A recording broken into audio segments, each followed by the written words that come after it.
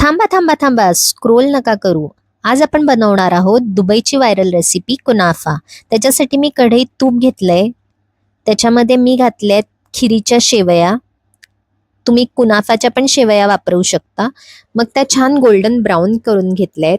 एका साईडला मी पाक बनवलाय, पातळ पाक बनवायचा आहे, आणि एका साईडला रबडी बनवली आहे. रबडीसाठी दूध छान उकळून आटवून घ्यायचंय आणि अशी कन्सिस्टन्सी झाली की ते वापरायला घ्यायचं.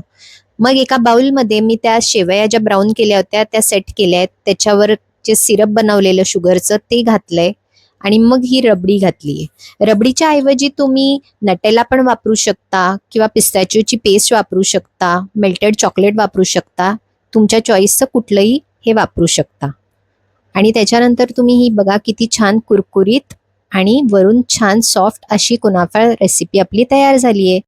रेसिपी आवडली असेल तर नक्की लाईक आणि सबस्क्राईब करा.